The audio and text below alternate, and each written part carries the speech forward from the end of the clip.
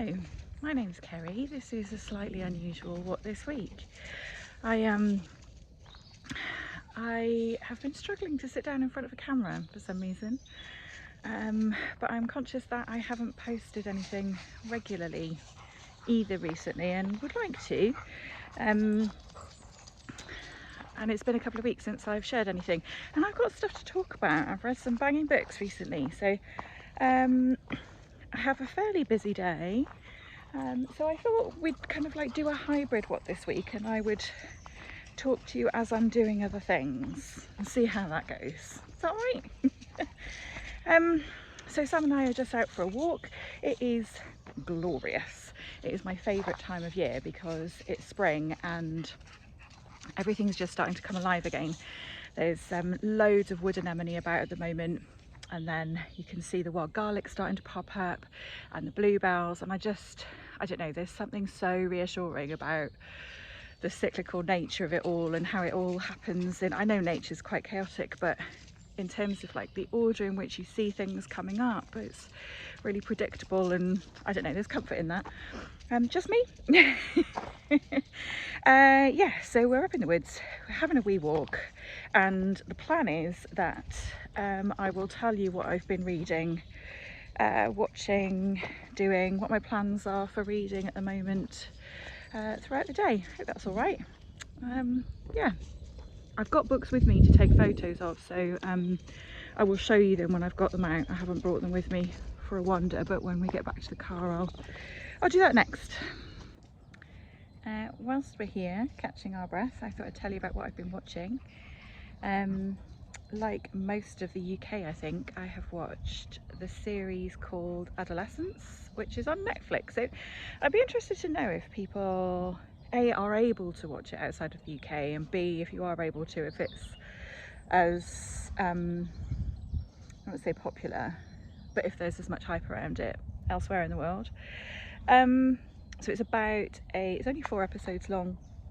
It's about a 13-year-old boy who stabs a girl. That's not a spoiler. Oh, sorry. That's not a spoiler. That happens right at the very start. And it's about what led up to that happening, the circumstances that led up to that. So it's really a clap back to your incel and like Andrew Tate culture. It was fantastic. It was really, really brilliantly done, and I think the most interesting thing about it was, aside from the fact that he stabbed a girl, there wasn't anything extreme particularly that led to that. So there was bullying at school that he was subject to, which is awful, and there was, his dad had a bit of a temper, wasn't abusive, just had a bit of a temper. There was sort of low level kind of misogynistic undertones in the family, but nothing overt, all really sort of normal circumstances for young people, and it really brilliantly captured how that can still add up to really dire consequences for young people if we as a society don't intervene. It was very good. The other really fantastic thing about it was that every episode was filmed in one take, which in terms of just the production is really interesting, made it a very intense watching experience. Yeah, really brilliantly done. I thought it was excellent. Yeah, so that's Adolescence, which has been on Netflix. The other thing, which I am slightly ashamed to admit that I have been watching, is MAFS Australia, Married at First Sight Australia. The reason for that is social currency, basically. Lots of people in the office watch it, so to be part of the chat, I have also started watching it. It is vapid. People on it are, I would say, 90% awful and there for publicity only, not to find a relationship. It's pretty dire. Yeah, so that's what I have to say on MAFS Australia. But I mean, if you have like young people in your household, it would be quite good to watch and shout at the television with them about it, maybe. I don't know. so that's MAFS. And what was the other thing that I was going to talk about that we've watched? Oh, I know. I know. So again, somebody in work recommended a series which has been on Channel 4. It's called Big Boys. I can't believe it hadn't come across it before. It's about a boy who goes off to university, which is really funny because I work at a university, so it's quite entertaining to see some of the stuff that's kind of like, is a comedy that's parodied in that, particularly the stuff involving the Students' Union. And yeah, it's really lovely. So he's gay and his dad dies just before he goes to university, and it's about him and this group of friends kind of navigating being a student and moving out of the family home and finding themselves and figuring out their identities outside of homes. It's very lovely, it's heartwarming and funny, and a wee bit sad. I do like my my joy with a bit of misery. So if that's your jam, then I would recommend Big Boys on Channel 4 too. Yeah, that's what I've been watching of significance, I think. Right, onward with the walking. All of that noise is Sam pacing about to say, why have we stopped, woman? Keep going. We don't have Brennan with us. He's still not up for going for big walks. He's still kind of confined to the garden pretty much, but we're due back at the vets in a couple of weeks' time, so hopefully that will start to change soon. I have been sat here at the end of my walk, ready to film a little bit about the books that I've been reading and the books that I'm currently reading for some time, but there's lots of people coming and going. Yeah, which is a bit awkward. Anyway, let me very quickly. So the books that I've brought with me to take pictures of, because I finished them, ready for Instagram, are The Inverts by Crystal Jeans. There's only one of these that I really want to talk to you about, but very quickly, Inverts. I've read for Readathon. It's about a couple in the 20s, a man and a woman, and they're both gay, and they are friends when they're young. It follows them from like their sort of adolescence all the way through to like the end of life, and they decide, given the times, to get married together so that they can both kind of have their own private lives within the safety of also being married. I didn't enjoy this very much. There was a huge amount of sort of internalised homophobia, which, you know, is understandable for the time and setting and place, but the book in tone felt like it was trying to be sort of light-hearted and comical and didn't quite marry up, and there wasn't a huge amount of character development, not enough for me anyway. I found these characters pretty awful. Yeah, so yeah, they were pretty unlikable. So yeah, that was a bit of a shame. I was disappointed by that. I had high hopes for it. And then the other book that I finished and I'm taking a picture of today is Water Shall Refuse Them by Lucie, McKnight Hardy. I enjoyed this a little more, but not a lot. It's about a teenage girl who, after the death of a younger sibling, their family moved to the country in Wales. So this is another one for Readathon. And yeah, it's about their kind of like struggles post grief. Her parents are pretty emotionally absent, and so she finds her own ways of coping, which are kind of making up and imagining rituals and spells.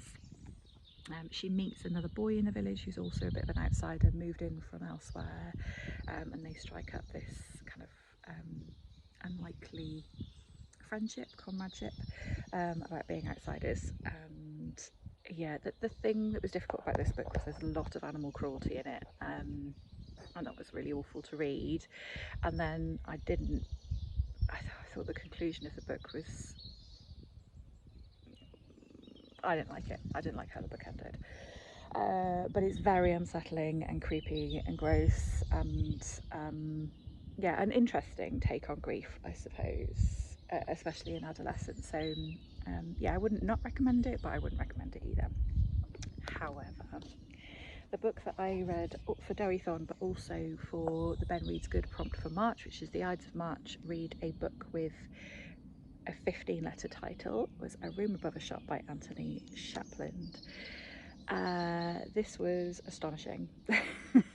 I absolutely adored this book so much with all my heart.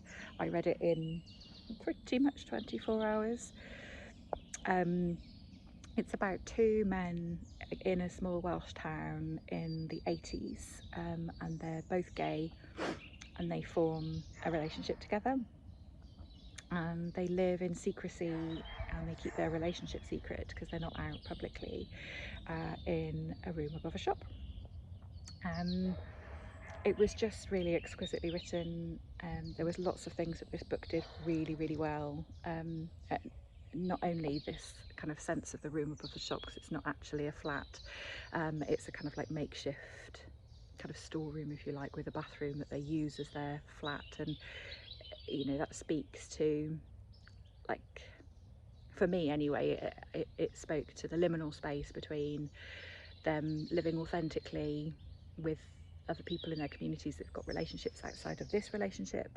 One of them has a daughter, the other's got like friends and siblings and parents, and yeah, so it's that liminal space between like the reality and the front-facing, kind of their front-facing lives, but also their private lives, that they keep hidden, and kind of existing in that space that is sort of makeshift, if you like. This is written in vignettes, which I often don't get on with, but I did on this occasion, and I think because there was still a really linear narrative, so I didn't feel lost. I didn't feel like I didn't know what was going on. It worked really well, and for a very short book, it summarised quite a lot by using that device. The language was just exquisite. I'm going to describe it as poetic, but hear me out. When I hear other people describe language as poetic, it puts me off, because what that makes me think is really flowery, slightly overwritten, kind of like metaphor after metaphor, loads of imagery, kind of like throwing the kitchen sink at it. That's not what this book was at all.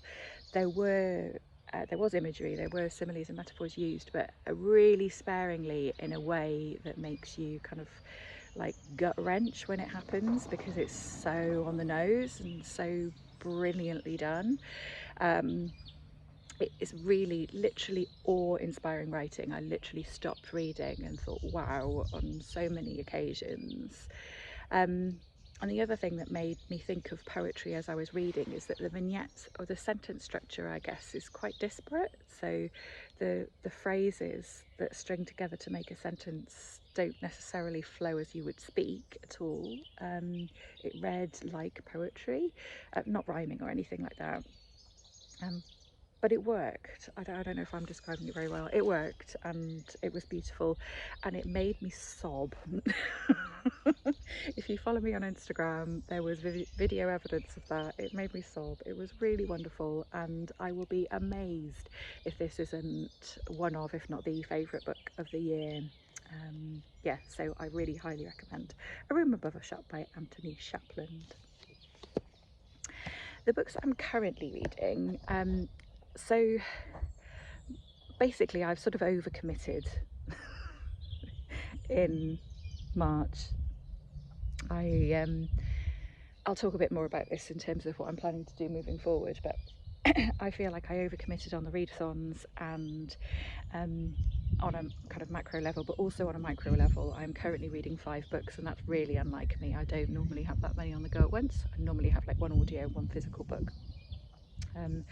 So yes, I don't know what's going on with me at the moment. And like, one of the things that I enjoy about reading is I do enjoy that sense of fulfillment and achievement when you finish a book. I you know, it's not about the numbers. I don't feel like I should be reading more.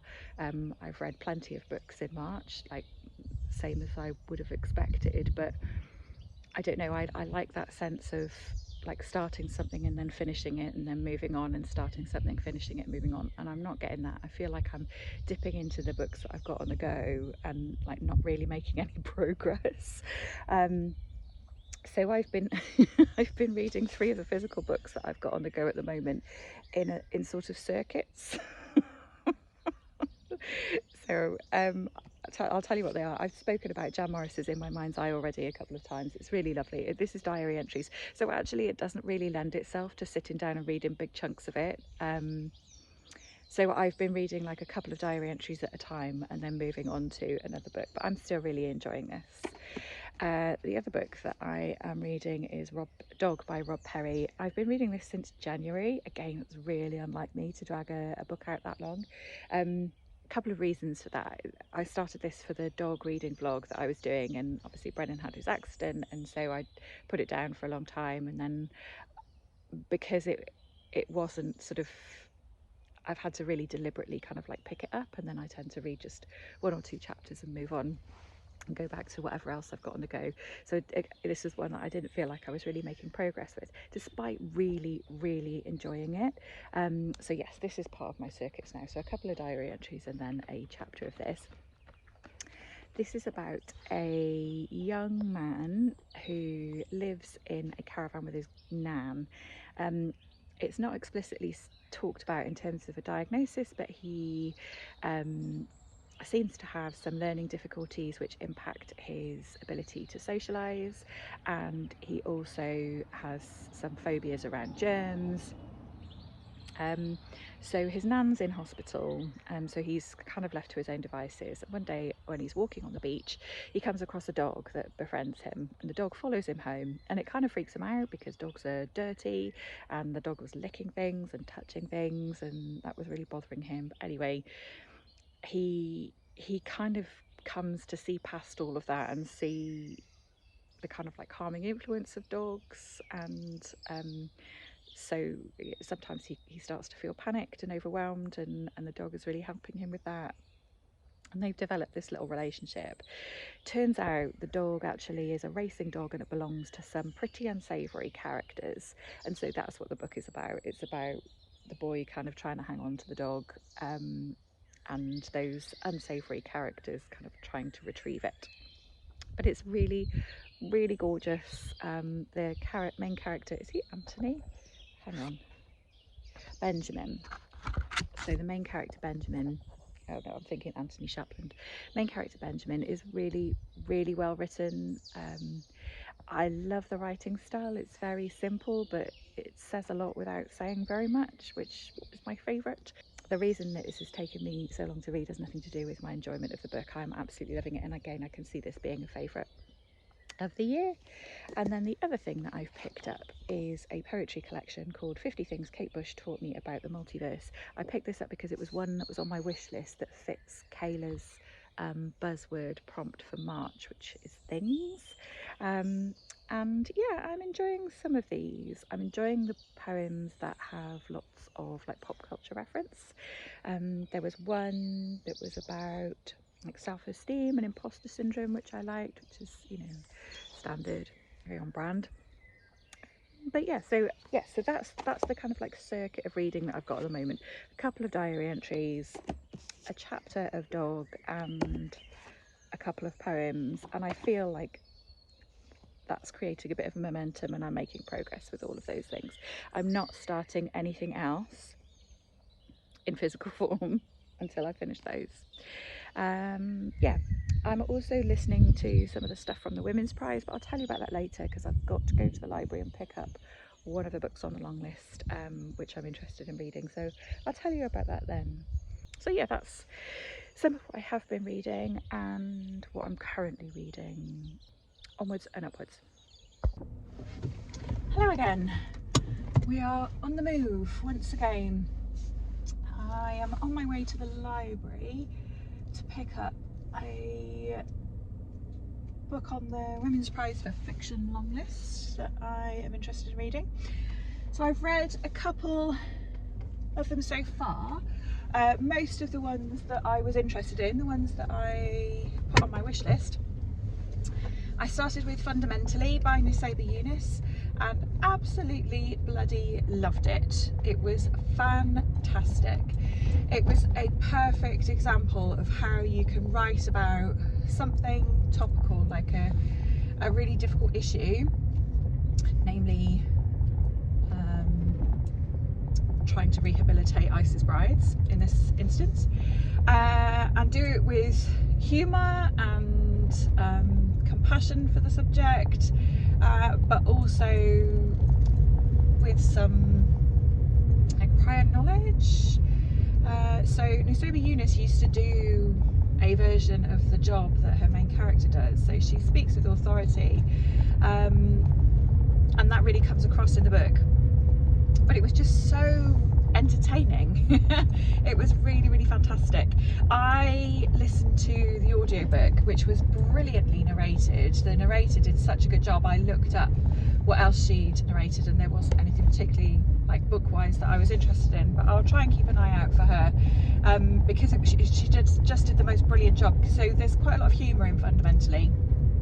Her comedy timing was absolutely bang on, but there was also quite a lot of like accents in the book, and that really gives me the ick usually in audiobooks, because it's quite a difficult thing to do well, but she absolutely nailed it. They were really, really, really great.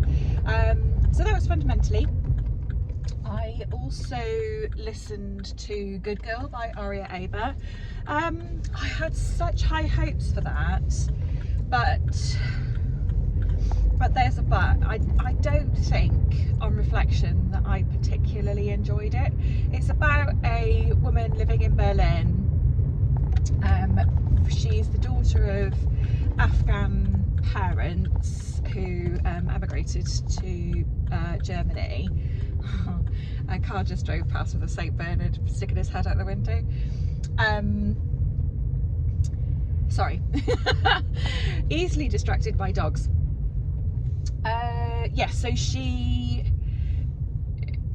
sort of, it's somewhat coming of age, but I think she's probably in her 20s. She's just applying to go off to like universities. She has a sort of wild time. She's very much in the kind of party scene.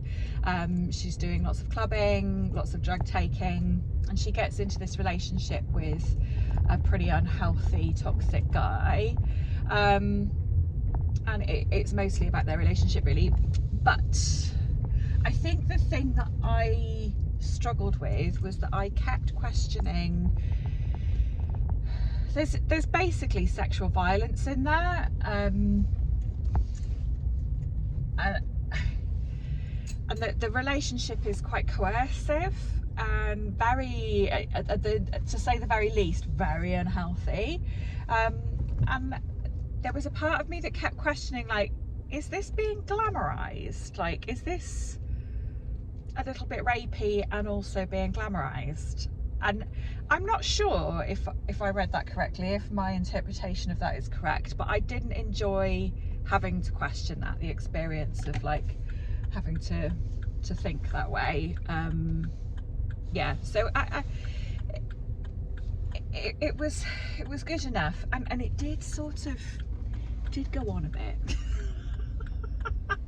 There was a lot of the same stuff sort of repeated. Yeah, I don't know, I didn't enjoy it as much as I'd hoped to. I've also listened to Nesting by Roisin Donnell, and that was absolutely fantastic. That's about a woman in Ireland who has been in an abusive relationship, and one day she hits the end of her tether and she just walks out. It's not the first time that she's tried to leave.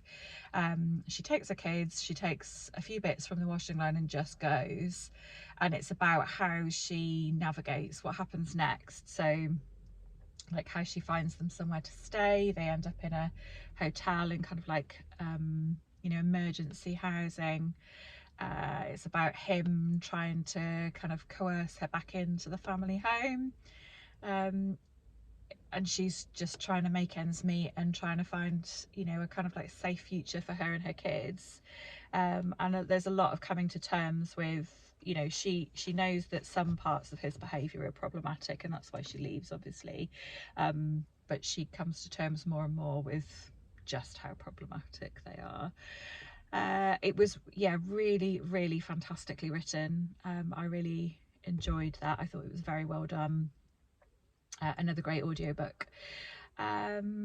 And then I'm also listening currently to The Persians by, I forget the author's name, I'm sorry. And that's fine. It's not going to be a favourite. It's very much a family saga, and that's not my kind of like favourite genre, I guess. But it's okay. I mean, it's been described as funny. I'm not finding it funny at all. But it's okay. It's like a complex, messy family. Kind of, they're quite wealthy, and there's a lot of, well, to some degree there's privilege, and to some degree there's lots of discrimination because of where they're from. Yeah, I don't know. It's okay, it's fine. I don't know that I'm going to take much from it or remember much about it, and I'm saying that as I'm literally reading it right now.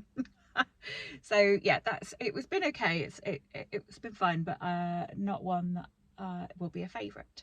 So yeah, mixed bag of experiences with the Women's Prize for Fiction so far. I have just arrived at the library and I am here to pick up The Safekeep by Yael van der Wouden, because that was the 5th book that I put on my wish list that I was particularly interested in.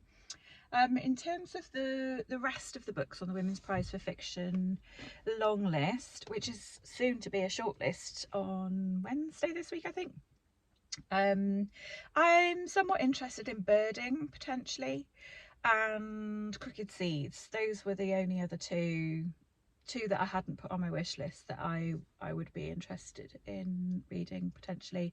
Might wait and see what happens on Wednesday with those. But yeah, that's my Women's Prize. That's an update on my Women's Prize for Fiction reading. I'm off into the library to pick up Safekeep. I think we're almost wrapped up, and to finish up I thought I would share my lovely magnolia tree, which is in full force at the moment. All that remains to touch on, I think, is my reading plans for April. So given that I overcommitted to Readathon, reading from the Women's Prize, and Trans Rights Readathon in March, I don't feel like I gave any of those things a particularly thorough effort.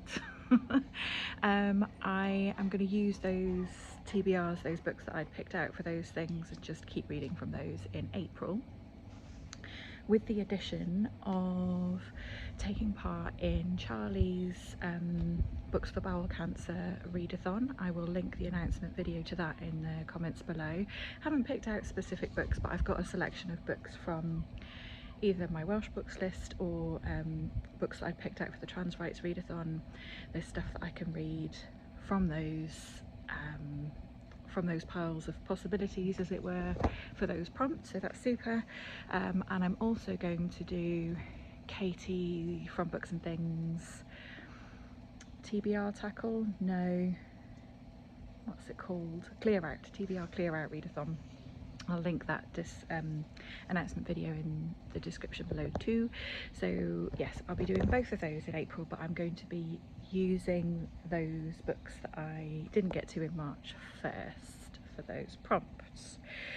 So that's the plan for April, and yeah, that's it.